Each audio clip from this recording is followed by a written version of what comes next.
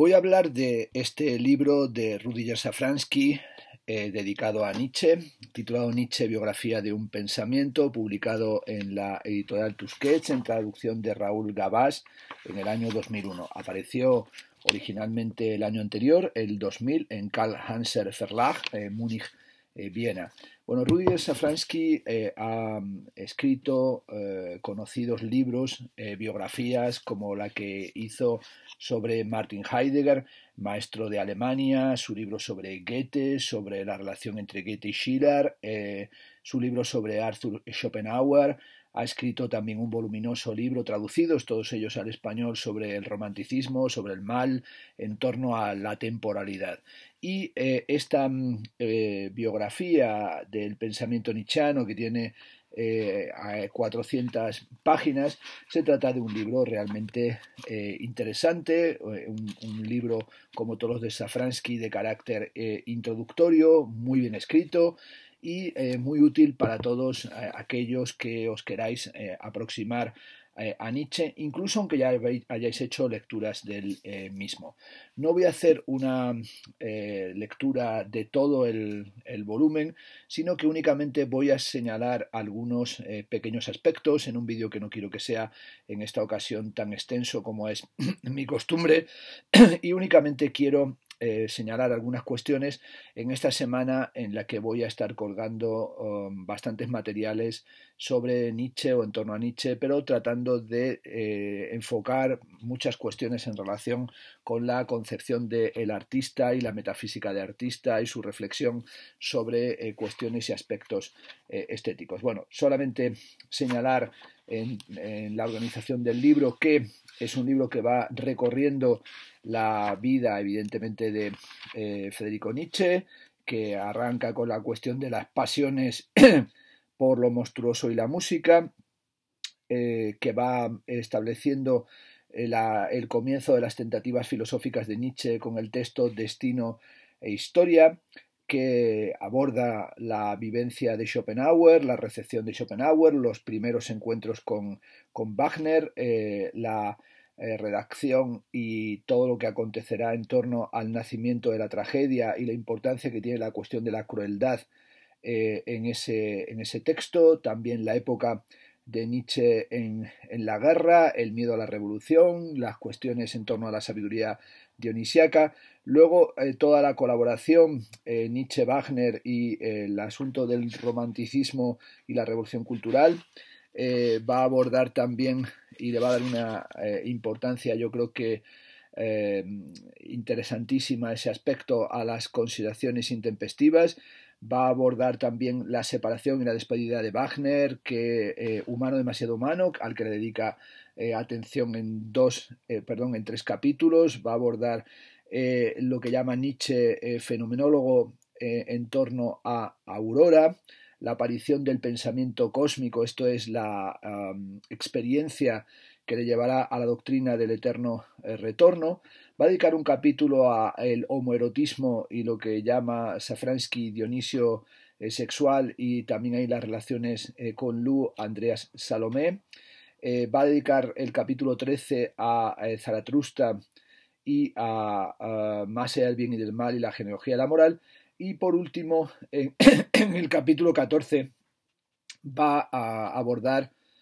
todo lo que tiene que ver con los textos finales de Nietzsche y sobre todo con cómo piensa su vida, esto es con Ecce Homo, y termina con el final en Turín. Hay un capítulo más, el capítulo 15, en el que va a establecer la repercusión y el modo en el que el pensamiento y la filosofía de Nietzsche continúa en Thomas Mann, cómo va a ser recibido por Bergson, por Max Scheler, por Simmel, por Alfred Baumler, por Jaspers, Heidegger, Adorno, Horkheimer, Foucault. Un capítulo, este último, de apenas 30 páginas y tal vez el menos sustantivo y el menos interesante del libro, porque ahí le da tiempo a hacer mínimos apuntes y en muchos momentos a deslizarse algunos errores o algunos trazos gruesos en la interpretación. Pero como digo, voy a hacer solamente algunas consideraciones de algunos aspectos que son aquellos que suscitaron más y suscitan ahora más interés en mi aproximación en la que quiero hacer esta semana a ciertas cuestiones nietzscheanas. Comienza esta biografía del pensamiento de Nietzsche con un fragmento de la carta que dirigió el 29 de julio de 1888 a Karl Fuchs, que dice así: no es necesario ni deseable que alguien tome partido por mí. Al contrario, una dosis de curiosidad como la que nos inspira una planta extraña, acompañada de una resistencia irónica, me parecería una posición incomparablemente más inteligente en relación con mi persona. El libro de Safransky comienza con una frase contundente, ¿no? El verdadero mundo es música y la música es lo monstruoso. Bueno, aquí está sin duda atendiendo a una cuestión de Schopenhauer recibida y articulada también por Federico Nietzsche. Esa cuestión de lo monstruoso, que como se indica en nota del traductor, es la palabra con la que van a traducir el término alemán Ungeheuer, que Nietzsche se refiere con él a todo aquello que desborda la dimensión apolínea, es decir, la realidad acuñada a través de formas precisas. Por tanto, se podría decir en español, así se indica en la nota, no solamente traducirlo en Ungeheuer como lo monstruoso, sino que también podría traducirse como lo inmenso, como lo estremecedor o como lo informe. Y en cierta medida se podía utilizar esa cuestión de lo informe para aproximarlo a la lectura o a la interpretación y a la expansión de lo informe, tal y como aparece en la revista Documents de Georges Bataille, en el texto conocido de Bataille, dado que esa idea de lo informe como aquello que no puede ser articulado a partir de una categoría y que puede ser un escupitajo, vello púbico o sangre menstrual, es algo que va a ser recogido por el pensamiento crítico-artístico contemporáneo por historiadores y teóricos como Rosalind Krauss y Yves Saint Amboise cuando hagan la exposición L'Informe Mode d'Emploi. Pero bueno, volviendo a este arranque, el verdadero mundo es la música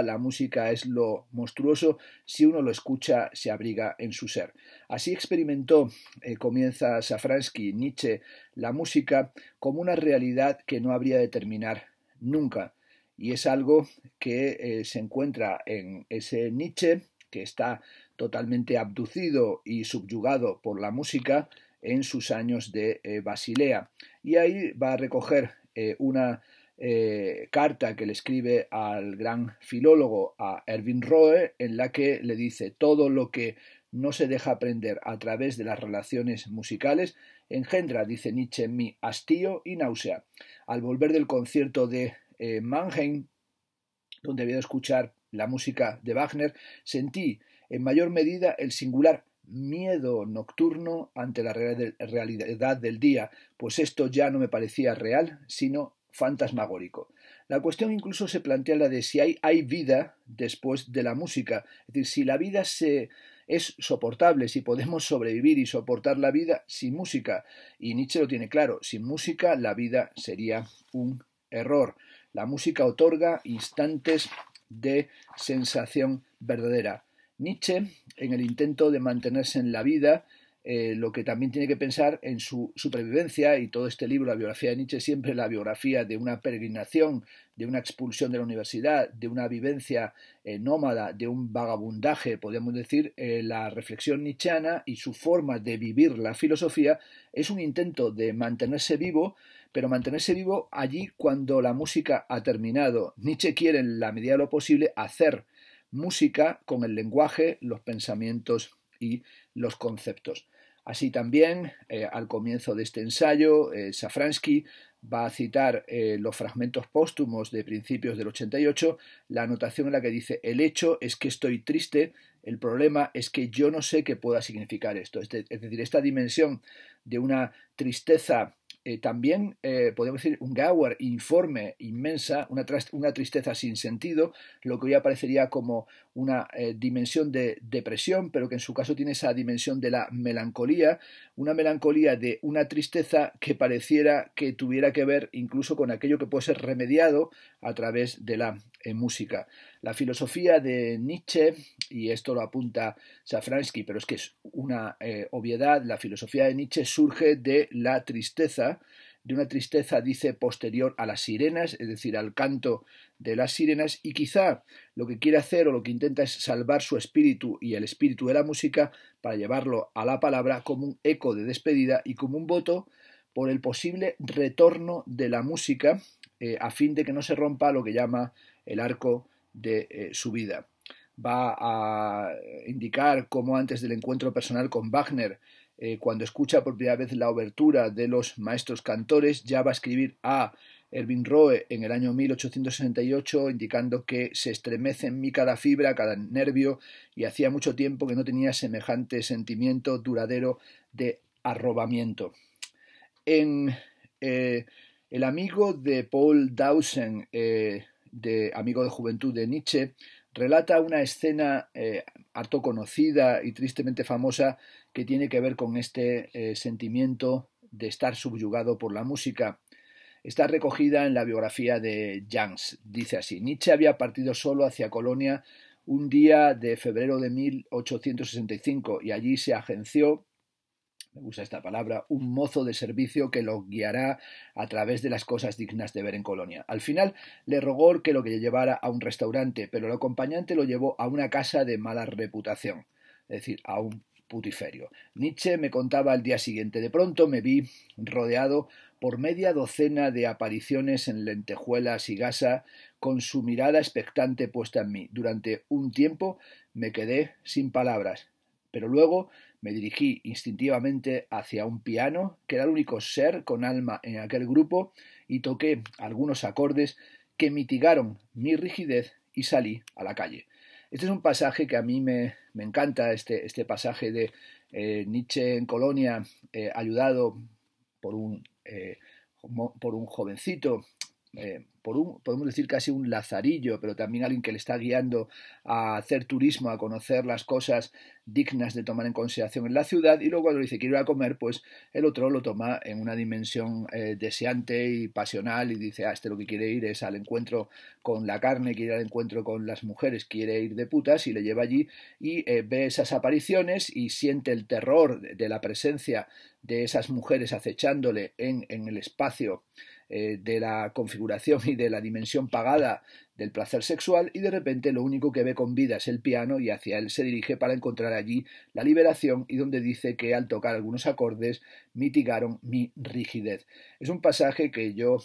he utilizado en el libro Picasso, el rey de los burdeles, para hablar de la relación y de la experiencia de la entrada en ese ámbito que es el burdel, y que es algo que está aquí en el texto de Picasso y que también lo podemos encontrar en Degas, en los monotipos, en los grabados de Degas, la Casa Atelier, y también lo encontramos en todas las versiones que va a hacer al final de su vida grabado en la suite en 156, cuando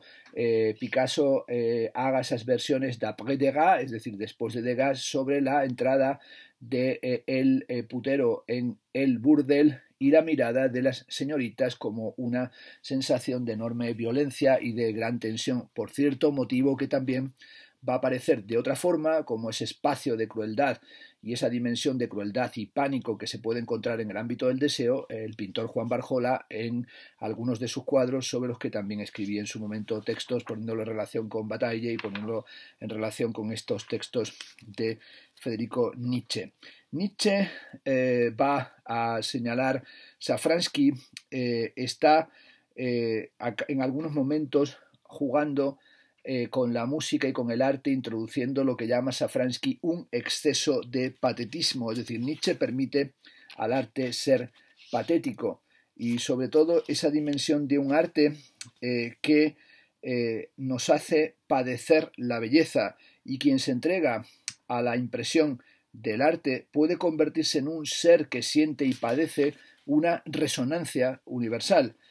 Soportamos, dirá, lo patético solamente en el arte. El hombre de la vida ordinaria tiene que ser sencillo sin elevar demasiado su voz. Esta dimensión del pathos, de estar atravesado por lo patético, tiene que ver también con la concepción que tiene Nietzsche de las barreras animales en la época del celo. es decir, con las tensiones también deseantes, con las dimensiones, podríamos decir nosotros, pulsionales. Pero también el hombre como animal dotado de conciencia nunca está llenamente, subraya Nietzsche, lleno de presente, y por eso, en tanto que un animal que no está lleno de presente también ingresará en una condición fundamental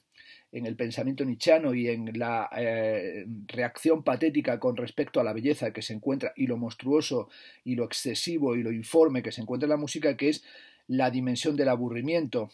Para huir, dice Safransky, del aburrimiento, este extraño ser, que es el hombre, no encuentra en ocasiones nada que inventarse. El hombre se convierte, para escapar del aburrimiento, en un animal que juega. Y aquí encontraríamos enormes relaciones y resonancias y continuidades con la idea del hombre que juega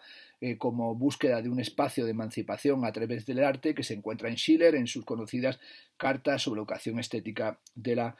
humanidad. Y el juego es una invención que da a los afectos algo que hacer. El juego es el arte de la propia estimulación de los afectos, como sucede en la música. En consecuencia, he aquí la fórmula antropológico-filosófica para el misterio del arte.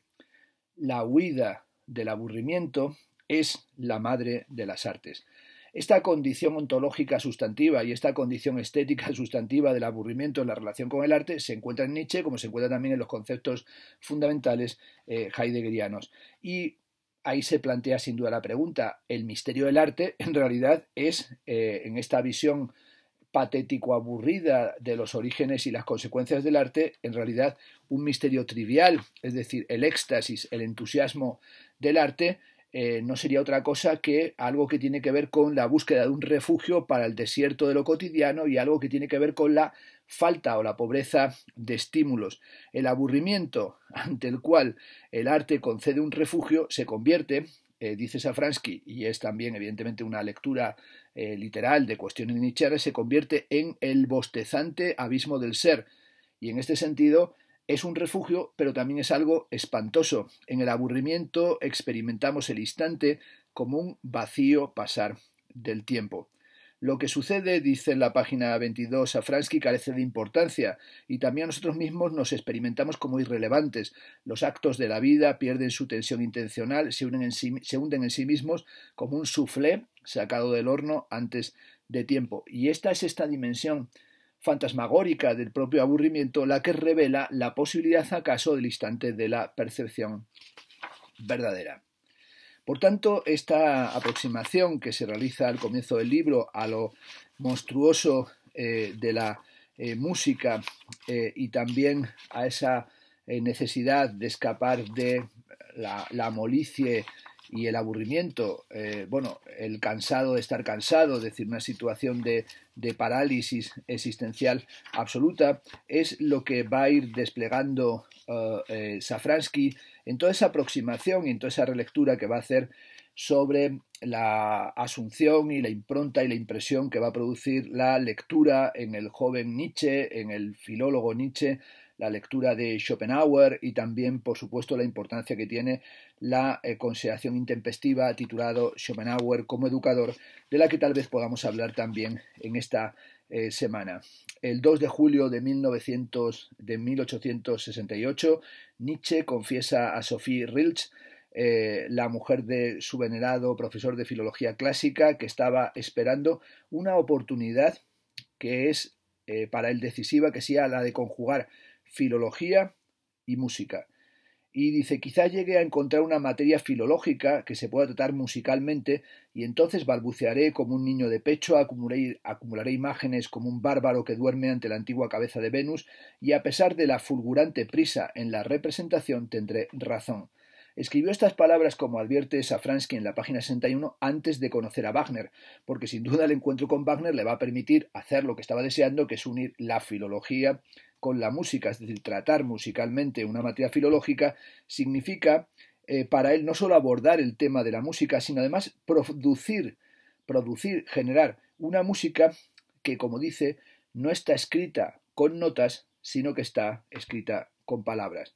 Nietzsche busca un tema que le permita unir, por tanto, la música o hacer, música con palabras, y después del encuentro con Richard Wagner se da cuenta que tiene esa materia para hacer música con palabras, que no es otra cosa que la tragedia griega y el análisis de la tragedia griega. Y es ahí donde va a realizar o va a generar su conocido y fundamental libro El nacimiento de la tragedia en el espíritu de la música, en los años de Basilea, en los que tiene una brillante, o está comenzando lo que pareciera que iba a ser una brillante carrera universitaria, en la que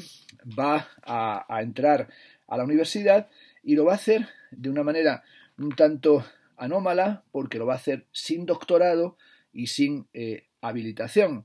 Y va a trabajar en una serie de textos y sobre todo en aquel contexto de preparatorios de lo que va a ser su reflexión sobre la tragedia. Y bueno, Nietzsche va a estudiar el delirio de las vacantes, el delirio de las fiestas, va a buscar una interpretación de los impulsos oscuros, de aquello que se produce, dirá, en la noche profunda, y él quiere introducirse en esa dimensión oscura de su particular lectura de Grecia, y va a hablar de los éxtasis o del éxtasis y del entusiasmo, comparando todas esas dimensiones de las fiestas dionisíacas con los bailes de San Vito durante la Edad Media, que algunos calificaban como la peste popular. La desgracia de las artes modernas para Nietzsche en este proceso que le está llevando a escribir El nacimiento de la tragedia surge de que las artes modernas no han manado o no surgen de las fuentes misteriosas. En la página 63, Safransky se extiende sobre esta cuestión, es decir, cómo el exceso y el éxtasis conducen a la tragedia en el escenario. En la embriaguez, el individuo pierde la conciencia de su individualidad, se abre en el horizonte de la masa excitada, se funde con ella. En el excitado cuerpo colectivo circulan visiones e imágenes con las que se contagian los individuos fundidos en la unidad. Los visionarios dionisíacos creen ver y experimentar lo mismo, pero luego siempre vuelven al instante del despertar de este paroxismo y cada uno cae de nuevo en su aislamiento. Esa es la difícil y arriesgada transición al desencanto. Y en esa transición al desencanto es una transición que requiere de un acompañamiento y de un apoyo ritual. La representación de las tragedias al final de las fiestas dionisíacas no es otra cosa que este ritual de transición del paroxismo colectivo a la vida cotidiana de la ciudad. Así el drama ático, escribirá Nietzsche, solo puede surgir porque se conservó algo de esta vida dionisíaca de la naturaleza en el escenario del teatro. La música, va a decir Nietzsche, tenía entre los griegos la tarea de transformar el sufrimiento del héroe en la más grande compasión de los oyentes. Bueno, va a exponer también Safransky como la tesis según la cual la tragedia procedía de las fiestas dionisíacas es, dice, todavía plausible dentro del marco de la contemporánea filología clásica, pero también, como sabemos, esto va a ser, y sobre todo esa interpretación va a ser sometida a un desmantelamiento sistemático en el famoso texto contra el nacimiento de la tragedia que va a escribir Wilamowicz. Pero bueno, también va a subrayar cómo en su conferencia de esta época sobre Sócrates y la tragedia, Nietzsche va a señalar cómo se están produciendo todas esas reflexiones sobre lo espantoso, pero también sobre el socratismo como comienzo de la decadencia y como triunfo de la fealdad. Toda la reflexión sobre lo apolíneo y lo dionisíaco, de la que hablaba ya en el vídeo que realicé ayer o en la mínima presentación del libro de Giorgio Colli, Apolíneo y Dionisíaco, tiene que ver con el descubrimiento de la conjunción de poderes polares fundamentales de la cultura, que lo va a bautizar con los nombres de las divinidades de Apolo y Dioniso. Apolo, dice Safransky en la página 68, es el dios de la forma, de la claridad, del contorno fijo, del sueño claro y sobre todo de la individualidad. Son apolíneos la escultura, la arquitectura, el mundo de los dioses homéricos y, por supuesto, el espíritu de la época. Dioniso, en cambio, es el dios salvaje de la disolución, de la embriaguez, del éxtasis, de lo orgiástico. La música y la danza son sus formas preferidas. Bueno, va en toda esta biografía a ir hablando cómo Nietzsche, en todas estas meditaciones sobre lo excesivo, sobre lo monstruoso, sobre la energía dionisíaca, va a tener también la experiencia de la guerra y sobre todo del heroísmo trágico, y esa situación y esa dimensión de la guerra va a ser vivida como una especie de cumplimiento de lo que estaba haciendo en sus reflexiones filológico-musicales o en ese proyecto de filología musical, y se va a alistar en el servicio de sanidad del frente, por más que Cosima Wagner trate de convencerle para que no lo haga, y durante 2 semanas, en septiembre del año 1870, se encuentra en el frente occidental de la guerra y va a estar presente en la recogida de cadáveres en el campo de batalla, va a transportar a los heridos, y él mismo va a caer enfermo, va a enfermar de disentería y de difteria. Así, el 11 de septiembre de 1870 escribirá a Richard Wagner diciéndole: después de un breve arranque de 4 semanas de contribución a lo más universal, en la guerra, es a lo que se refiere, yo he sido arrojado de nuevo a mí mismo, y desde ahora, desde ese momento, ya no va a poder librarse de esas imágenes, que son imágenes terribles de los campos de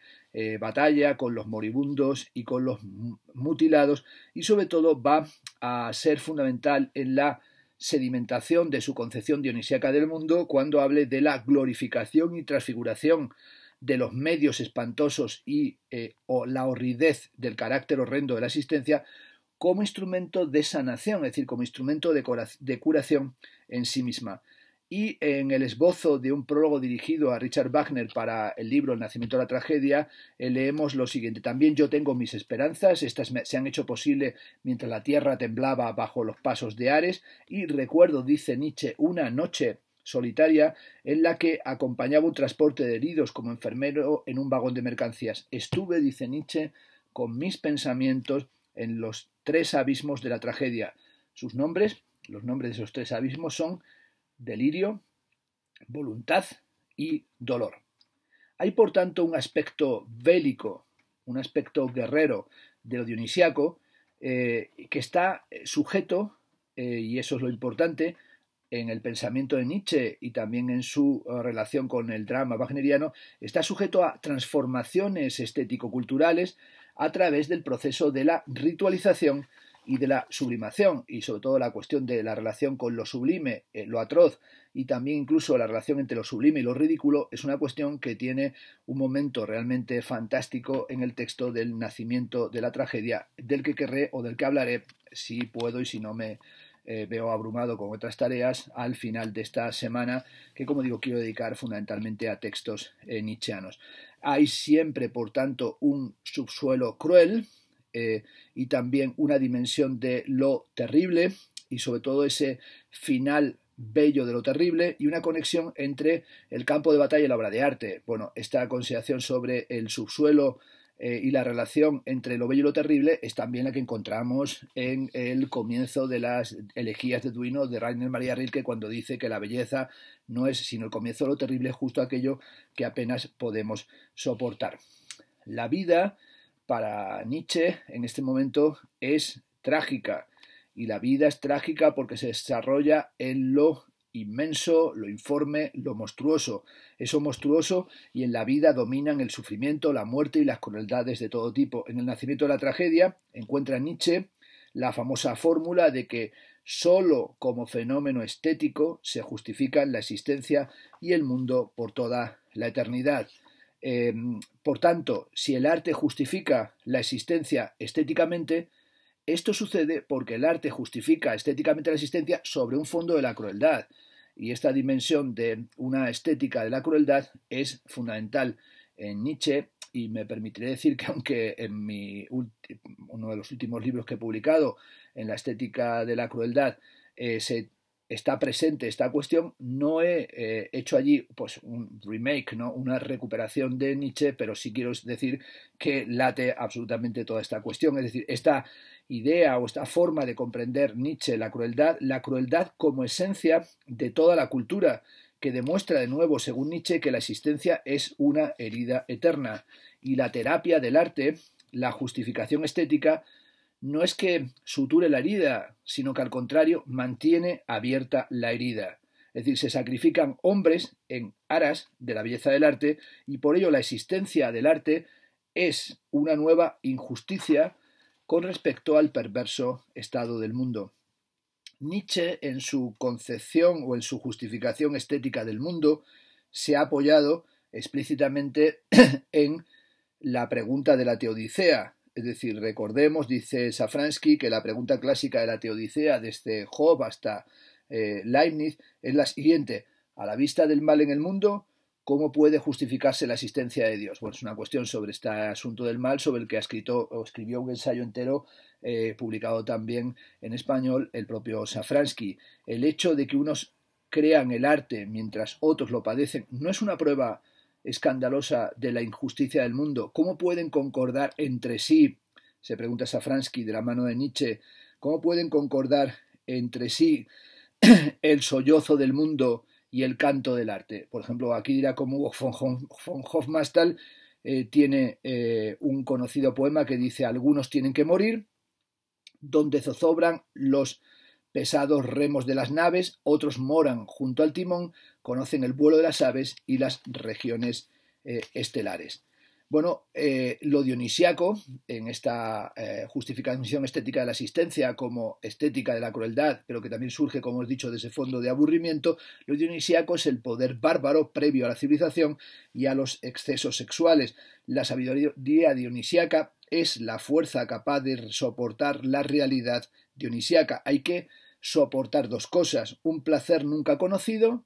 y también hay que soportar el hastío. La solución dionisiaca de la conciencia individual es un placer, pues con ello desaparecen las barreras y los límites del ser. Pero cuando ha pasado este estado, cuando la conciencia cotidiana se adueña de nuevo del pensamiento y la vivencia, entonces un hastío se apodera del dionisiaco, pero ya en tanto que dionisiaco desencantado, y este hastío puede crecer hasta el horror. Así Nietzsche advertirá que con la conciencia de la verdad contemplada una vez, ahora el hombre ve por doquier solamente lo horroroso o lo absurdo del ser. Es decir, ¿dónde se muestra lo horroroso? Lo horroroso es la contemplación de la verdad de lo dionisiaco, pero también lo horroroso se muestra en la dimensión mediocre de la vida cotidiana y en los comportamientos gregarios. Es decir, esta es la conciencia cotidiana de lo dionisiaco, pero también es la realidad cotidiana, que es horrorosa en sí misma, contemplada desde el punto de vista de lo cotidiano. Y esto es un movimiento que produce un desgarramiento. Y no sorprende, dirá Safransky, que Nietzsche encuentre la imagen de esta situación precaria en el destino de Ulises, que se hace atar al mástil para poder escuchar el canto de las sirenas. Pasaje, por cierto, también fundamental en la interpretación de la dialéctica de la Ilustración de Adorno y Horkheimer. Para retener la vida a sus criaturas se necesita un encubrimiento, pero también un encubrimiento que es la ilusión o el poder de la ilusión. Hace que uno elija el velo de la belleza del arte y que otros busquen el consuelo metafísico en las regiones y la filosofía, a fin de que bajo el torbellino de las apariciones y la eterna vida siga fluyendo de una manera indestructible. Pasaje que sin duda tiene absolutamente la marca en Nietzsche de la impronta schopenhaueriana. Hay la ley, y decía que iba a hacer un vídeo corto, pero esto parece que es imposible en mí, y quiero hacerlo realmente que no llegue a la hora. La ley ontológica fundamental que extrae Nietzsche, o de la que extrae Nietzsche su idea de fuerza y nobleza, o fuerza y rango, es que Nietzsche considera que son fuertes y tienen un rango aquel hombre y aquella cultura que son capaces de asumir una gran dosis del poder elemental, pero también diremos desgarrador, de lo dionisiaco, y lo hacen sin romperse completamente. Dicha fuerza significa a la vez que la transfiguradora fuerza apolínea tiene a su vez como contraparte o como contrapeso que ser muy fuerte. Grandes culturas e individuos fuertes arrancan la belleza al horroroso. En este sentido, la cultura griega es fuerte. El sentimiento vital, esta es la página 85, de fondo es trágico y pesimista. La vida griega, una vez que ha despertado, parece hacerse consciente y mira ante todo el abismo. El horror está allí, al principio de la carrera del espíritu, y Nietzsche cita la sabiduría popular de los griegos tal como se presenta en la sabiduría de Sileno, el acompañante de Dioniso, a la pregunta del rey Midas acerca de qué es lo mejor y más deseable para el hombre. Y esta es una un pasaje crucial que lo va a utilizar también en las consideraciones intempestivas. Bueno, miserable, raza efímera, hijos de la casualidad y la fatiga, ¿por qué me fuerzas a revelar lo que sería más ventajoso para ti si quedaras sin decir? Y aquí viene la sabiduría silena. Lo mejor para ti es imposible de conseguir. Lo mejor es no haber nacido, no ser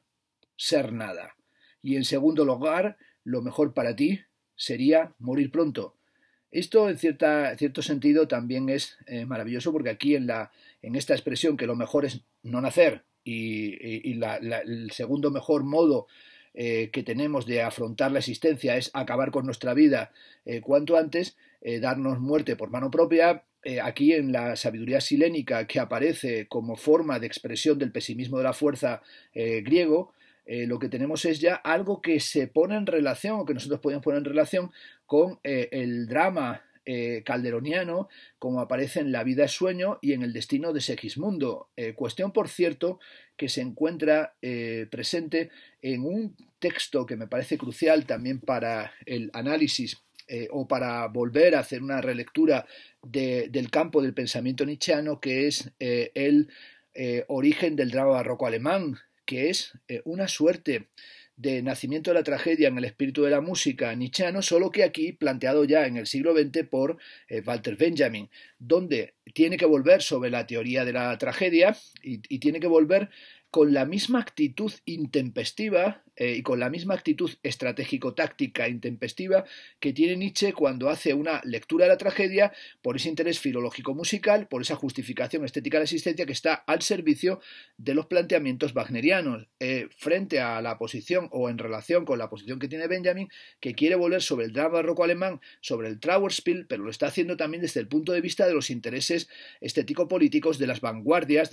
históricas del siglo XX, con las cuales él tiene una dinámica de acompañamiento, como sucede, por ejemplo, con el surrealismo, al que considera la última instantánea de la inteligencia europea. Y ahí es donde, hablando del drama barroco alemán, tiene, como acaso sabéis, pues unas páginas realmente muy interesantes sobre el auto sacramental, y también dentro del texto aparece toda la idea de la facies melancólica y de la relación con la calavera y con la muerte, y de la relación también incluso con el suicidio, recordando la famosa fórmula de que el suicidio es la resolución heroica de la modernidad, cuestión que se encuentra en Nietzsche y que también se encuentra, por supuesto, en algunos textos de Baudelaire. Y el sentimiento trágico del mundo, tal y como Nietzsche lo extrae desde el deseo, porque ese es un deseo revolucionario, que es un deseo de la cultura trágica, tiene que ver con la afirmación no solo dionisiaca del desgarramiento y de la crueldad como elemento subyacente de las formas de la existencia y de las formas de la vida, sino una afirmación apolínea que descansa en un valeroso y vital a pesar de todo, incluso podemos decir en un santo decir sí, es decir, que no hay doctrina del eterno retorno sin esa dimensión de lo apolíneo que es un a pesar de todo. Es decir, tiene que ver también con la cuestión de cuánta verdad soporta el hombre sin perecer por ello. El resumen, dirá Safransky, del nacimiento de la tragedia es de que el arte y sobre todo la música es el mejor medio de acercarse a lo horroroso, es decir, a eso que hemos llamado lo inmenso, lo informe, lo horroroso, entendiendo también por horroroso aquello que tiene un poder de liberación del hastío, pero liberándolo también tiene como la esperanza que permanece en la caja de Pandora, la dimensión de algo que al liberarse nos aniquila, nos subyuga, nos mantiene con la herida permanentemente insuturable, es decir, con la herida siempre abierta. También habría que decir que esa idea de acercamiento a lo horroroso que aquí plantea, o acercamiento a lo horrendo, a lo monstruoso que late en el seno de la música, también se tendría que entender no como un acercamiento, sino como una vivencia en el interior y en la propia dinámica de una música que pasa dejando una huella de una belleza que acaso no vaya a retornar sino en la forma del ritmo, y por tanto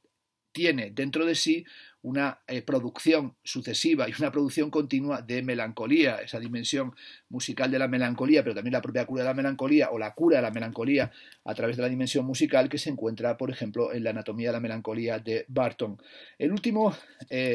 pasaje o el último material que mencionaré es cómo en Nietzsche lo monstruoso es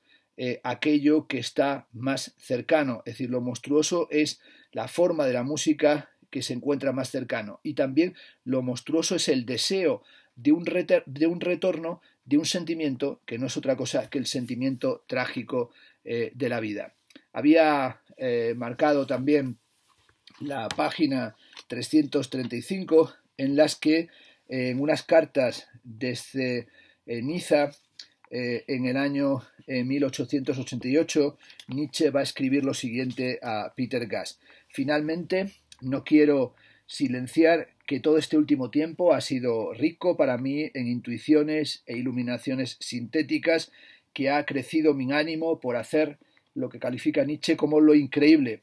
y para formular hasta sus últimas consecuencias la sensibilidad filosófica que me caracteriza.